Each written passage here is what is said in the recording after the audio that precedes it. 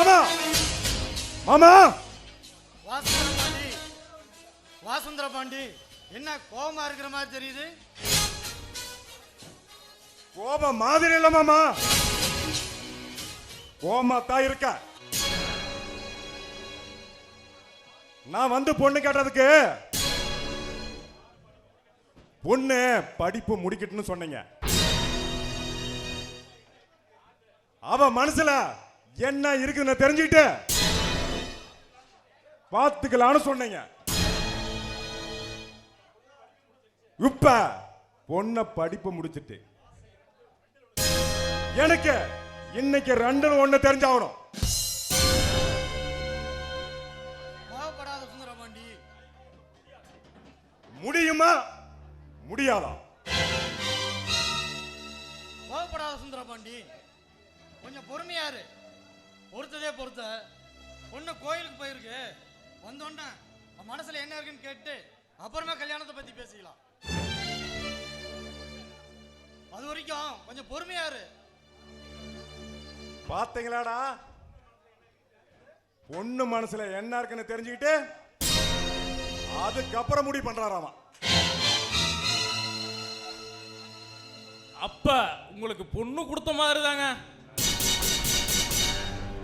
ஏப்பா என்ன பொடி வச்சு பேசுற மாதிரி தெரியுது? மாமா பொடி வச்சு பேசல, நேரா விஷயத்துக்கே வரேன். பொண்ணு மனசுல என்ன இருக்குன்னு கேட்டு சொல்றேன்னு சொன்னீங்களா?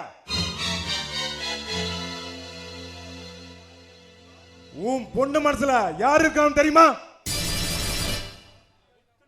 முத்துங்கிற ஒருத்த இருக்கான், தெரியுமா? இப்ப தெரிஞ்சுக்க. சுந்தரபாண்டி, வார்த்தையை அளந்து பேசு. என் பொண்ணு அப்படிப்பட்ட பொண்ணு இல்ல, நான் அப்படி வளர்க்கவும் இல்லை. என் பொண்ணை பத்தி எனக்கு நல்லா தெரியும். என் பொண்ணு மேல அனாவசியமா பழி போடாத.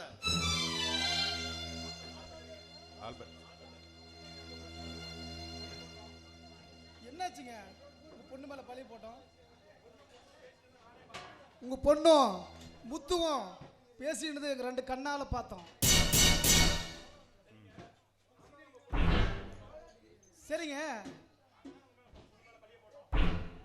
எதுக்கு நாங்க வேணும் உங்க பொண்ணு மேல பழி போடுறோம்? உங்க பொண்ணு வரட்டும், நீங்களே கேட்டு தெரிஞ்சுக்காங்க. இங்க பாரு மாமா,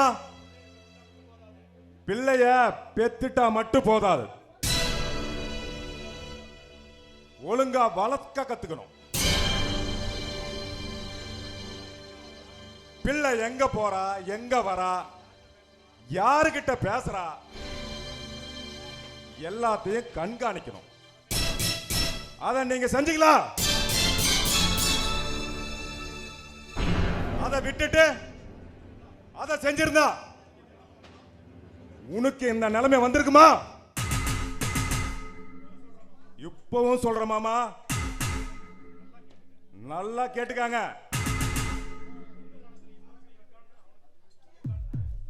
பொண்ணு மனசுல இன்னொருத்த இருக்கானுன்னு தெரிஞ்சு அவனுக்கே கட்டி வைக்கலான்னு நினைச்சீங்க,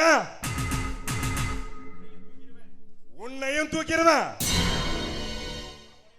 உன் பொண்ணையும் தூக்கிடுவேன், அவனையும்.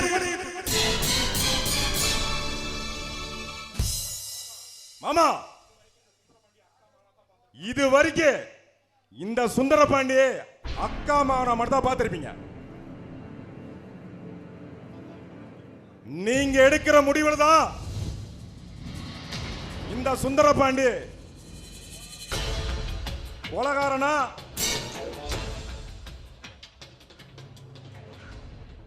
கொலகாரனா மாறந்த அப்பதான் உங்களுக்கு தெரியும்.